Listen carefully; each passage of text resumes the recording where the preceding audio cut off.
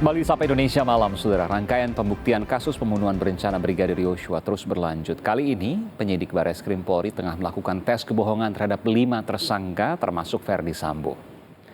Polisi menyebut tersangka kasus pembunuhan berencana Yosua, Richard Eliezer, Ricky Rizal, Kuat Ma'ruf, dan Putri Chandrawati telah diperiksa menggunakan alat lie detector. Polisi juga menyebut asisten rumah tangga Sambo turut diperiksa, sedangkan Ferdy Sambo tengah diperiksa dengan lie detector hari ini.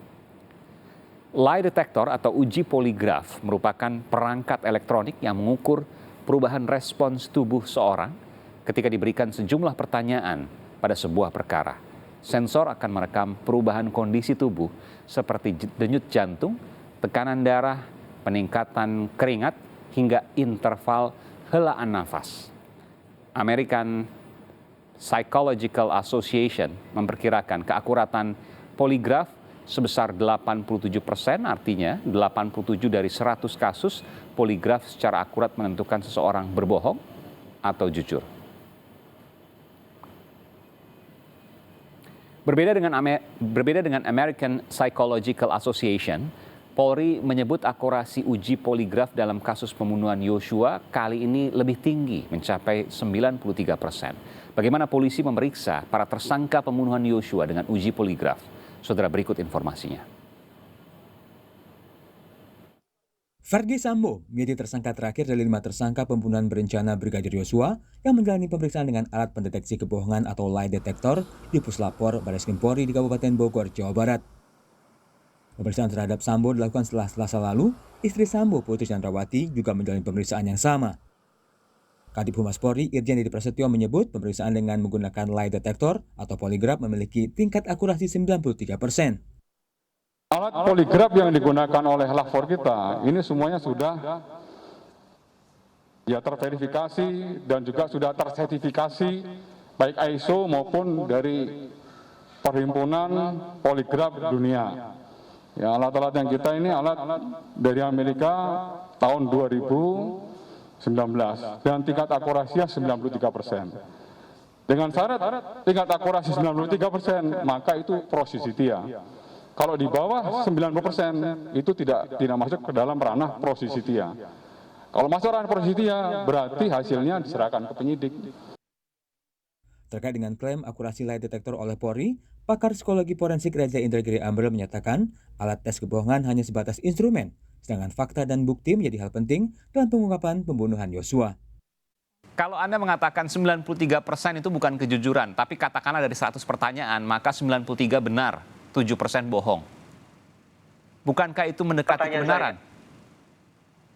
Pertanyaan saya, yang mengatakan 93 jujur, 7 ngawur itu siapa? Mesinnya. Bagaimana mesinnya bisa memastikan ini informasi yang sesuai kenyataan atau tidak? Dia tidak ada di TKP, dia tidak ada di Duren 3, dia tidak ada di Magelang. Instrumen itu sebatas membaca perubahan fisiologis. Betul. Perubahan fisiologis itulah yang diindikasikan sebagai seseorang tidak lagi berperilaku alami. Karena tidak berperilaku alami, maka ini dianggap sebagai tanda-tanda kedustaan. Selain Ferdy Sambo dan Putri, tim Sus Polri juga telah memeriksa 3 tersangka lainnya, yakni Barada Eliezer, Bribka Rizky Rizal, dan Kuat Ma'ruf. Polri menyebut dari hasil uji poligraf terhadap ketiganya tidak menunjukkan indikasi penipuan.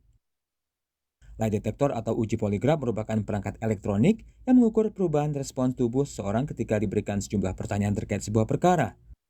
Ketika alat poligraf digunakan, ada 4 hingga 6 sensor dipasang pada tubuh. Sensor biasanya akan merekam perubahan kondisi tubuh seperti denyut jantung, tekanan darah, peningkatan keringat, hingga interval helaan napas. Sensor dipasang di jari-jari tangan, dada, perut, dan lengan. Hasil pembacaan terhadap reaksi tubuh akan tertera pada perangkat elektronik dan kertas dalam bentuk grafik. Dalam upaya mengungkap pembunuhan Yosua, Polri tak hanya menggunakan pemeriksaan dengan lie detector. Para tersangka pembunuhan Yosua juga telah diperiksa dengan cara konfrontasi. Tim Liputan Kompas TV. Saudara, reaksi apa saja yang tampak saat seorang menjalani tes kebohongan seperti yang dijalani tersangka pembunuhan berencana Ferdy Sambo? Kita akan membahasnya bersama pakar mikroekspresi Handoko Gani. Selamat malam, Bung Handoko. Selamat malam. Iya. Ya, Aiman. Iya, sehat selalu. Dalam sebuah tes kebohongan, saya ingin bertanya, apakah reaksi dari ekspresi seseorang bisa jadi bagian pengujian kejujuran? Oke, Sebetulnya kalau kita bicara kanal seseorang, kanal komunikasi seseorang itu ada 6+1. Satu ini nanti akan saya jelaskan. 6 itu ekspresi wajah, gestur, suara, kata-kata yang dipilih, gaya bicara, dan reaksi autonomous nervous system. Terakhir adalah otak dan termasuk di dalamnya gelombang otak dan potret suborgan otak. Nah, di dalam 7 kanal ini itu akan bisa mendeteksi apakah seseorang jujur atau bohong. Nah, kebetulan tadi saya ingin sedikit meluruskan, saya berbicara hari ini bukan sebagai pakar micro expression dan gestur, tetapi saya adalah salah satu pengguna dari Minta jenis TGM dong sini. basis voice analyzer yang merupakan pendamping, salah satu pendamping dari poligraf, yaitu layer voice analysis, LVA. Itu salah satu alat pendeteksi emosi berbasis suara. Ya. Jadi kalau seandainya kita bicara soal ada berbagai alat ya yang ditempelkan di tangan, di dada, lalu kemudian ada beberapa titik lainnya. Apakah ada suara-suara yang mungkin mengganggu, Bung? Ya. Baik. Apakah kemudian bisa dipastikan bahwa alat tersebut benar, alat tersebut bisa menguji dengan kejujuran, mendekati kebenaran? Ya, poligraf ini kan bukan alat kemarin sore gitu ya. Alat yang sudah berpuluh-puluh tahun. Dan angka 93, 87 tadi kan sudah merupakan riset-riset dari sedemikian banyaknya riset gitu ya. Di berbagai negara dengan kondisi-kondisi tertentu. Yang namanya riset itu kan selalu kondisional. Nah, jadi artinya kalau bicara apakah bisa, kenyataannya di banyak negara itu menggunakan poligraf. Saya mendapat informasi kalau di Amerika tidak ada satupun lembaga peradilan di sana atau lembaga penyidikan di sana yang menggunakan poligraf. Benar demikian? Oh, tidak benar. Informasi itu dari Reza Indragiri, ahli psikolog forensik yang berbincang dengan saya kemarin di Tidak program benar. yang sama, Sapa Indonesia Malam. Anda punya data soal itu? Jadi sekarang begini sebetulnya ya. Kita tidak bicara pengadilan dulu. Ya, kita bicara tentang bagaimana ini digunakan untuk mendeteksi kejujuran dari mereka yang akan bekerja di Ya, soal di Amerika, apakah Anda punya data pembanding soal itu yang berbeda dengan Reza Indragiri? Ada, tapi saya nggak siap sekarang. Oke, baik. Gini aja. Ya. Yang terakhir itu sampai dengan hari ini pemerintah Amerika Serikat masih menggunakan poligraf untuk menguji mereka yang mau bekerja untuk government-nya. Betul. tahun 2020 Disebutkan yang oleh Reza terakhir, Indragiri kemarin betul, tapi untuk menyeleksi karyawan, bukan untuk melakukan katakanlah pro justisia dan lain sebagainya. untuk menyeleksi dalam kapasitas rahasia negara loh ya Mas. Rahasia negara. Sedemikian pentingnya poligraf. Kalau tidak dipercaya, apa berani pemerintah Amerika Serikat menggunakan poligraf? Meskipun tidak digunakan untuk proses hukum. Ya. Tentu ini menjadi pertanyaan. Tapi ada juga pertanyaan begini. 2016 tentu Anda mengikuti juga kasus kopi sianida. Pada waktu itu dilakukan uji kebohongan dengan menggunakan lie detector terhadap Jessica. Dan hasilnya jujur. Meskipun dalam perjalanannya di sidang ia terbukti bersalah. Bahwa dalam proses uji kebohongan sama sekali ia tidak mengakui bahwa ia menaruh sianida, ia membunuh dan lain sebagainya. Dan itu diklasifikasi sebagai sebuah kejujuran oleh alat lie detector. Bagaimana Anda menjawab ini? Oke, alat lie detector ini sangat ditentukan oleh 3 hal. Satu adalah kompetensi. Saya yakin yang namanya Puslapor sudah certified polygraph examiner tingkat dunia. Yang kedua adalah subjektivitas atau objektivitas dari si pemeriksa examiner ini. Yang ketiga barulah kondisi spesifik dari examinee. Kemudian yang terakhir saya lupa, pertanyaan.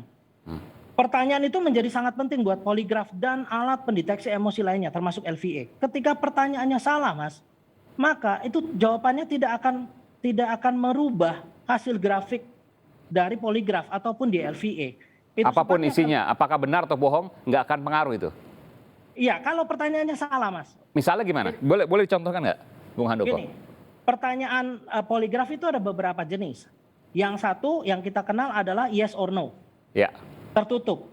Kemudian adalah yang semi tertutup, semi terbuka. Artinya bisa ditanya misalnya siapa, apa, di mana, 5W 1H. Dan ada satu lagi yang sifatnya adalah comparison test, baik itu comparison test biasa, comparison question test, atau zone comparison test. Ya.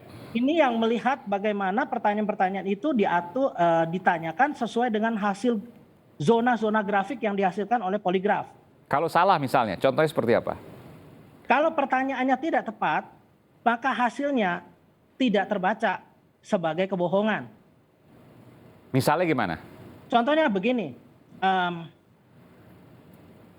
apakah saudara betul meracuni Bang Aiman dengan sianida? Oke. Tidak. Ya. Itu jujur. Karena apa? Karena racun yang digunakan bukan sianida. Oke. Karena pertanyaan terlalu spesifik, sehingga walaupun Betul. dia menjawab tidak, ya memang benar itu kejujuran. Benar. Karena bukan dengan sianida, mungkin dengan zat yang lain, kan begitu ya? Betul. Ya, betul. Oke. Tapi kalau kemudian pertanyaannya, apakah Anda meracuni orang tersebut? Lalu dia menjawabnya tidak, padahal iya. Itu pasti akan seharusnya terdeteksi. terbaca. Ya, harusnya terbaca. Dengan apalagi dengan tingkat akurasi 93%. Anda pernah menggunakan itu, Bung Handoko? Saya tidak menggunakan poligraf, saya menggunakan LVA. LVA adalah jenis yang mendampingi poligraf. Karena poligraf ini hanya bisa digunakan oleh penegak hukum dan dengan penugasan khusus. Negara lah Jadi begitu ya? Ya, tidak sembarangan, termasuk apakah polisi biasa yang non puslapor itu belajar. Mereka tidak belajar. Jadi khusus hanya puslapor saja. Itu pun puslapor yang bagian poligraf. Karena puslapor kan banyak ya bagian-bagiannya. Itu hanya yang poligraf saya, Mas. Iya.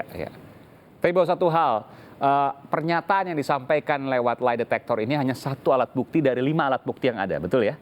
Jadi ini kan bukan serta-merta kemudian menjadi satu alat bukti, karena alat bukti yang paling lemah adalah pengakuan tersangka. Nah begini, saya sekaligus mau menjelaskan gini, di antara bukti-bukti yang tadi, barang bukti tadi, ada yang namanya keterangan ahli. Ya. Jadi kalau mau menggunakan poligraf, maka yang dipanggil adalah ahlinya atau si certified polygraph examinernya. Namun betul sekali bahwa pada umumnya poligraf ini hanya digunakan untuk petunjuk. Jadi misalnya gini, saya mendapati bahwa benar Bang Aiman ini meracuni. Maka kemudian ini digunakan oleh polisi penyidik untuk mencari barang buktinya. Dan barang bukti itulah yang kemudian dihadirkan. Oke. Nah, perkara nanti hakim perlu atau tidak menggunakan hasil poligraf itu kita lihat dulu nanti nih perkembangan kasus ini seperti apa. Anda punya pengalaman terkait dengan alat uji kebohongan dengan apapun ini, apakah lie detektor, poligraf dan lain sebagainya, bahwa ini kemudian digunakan secara luas di pengadilan di Indonesia? Pernah? Tidak pernah. Tidak pernah. Karena kenapa? Karena di Indonesia ataupun di beberapa negara yang sejenis Indonesia, yang namanya poligraf dan tadi alat-alat tadi, itu masih dibatasi hukumnya, Mas. Oke. Nah, jadi hanya digunakan untuk untuk petunjuk. Iya. Yang akan mengarahkan. Salah satu petunjuk. Bukan petunjuk utama dan juga bukan bagian dari hal yang kemudian bisa dilakukan atau dituangkan dalam BAP. Ya, petunjuk utama bisa, tetapi dituangkan di BAP tidak bisa. Petunjuk utama itu kan nanti akan mengarahkan penyidik gitu ya. Baik, Anda mau mengatakan bagaimanapun juga alat poligraf ini, lie detector ini membantu untuk dalam tanda kutip memvalidasi pertanyaan dan pernyataan sebelumnya yang ada di BAP. Betul seperti itu. Baik, terima kasih Bung Handoko Gani, pakar gestur. Terima kasih telah memberikan informasi di Sapa Indonesia Malam.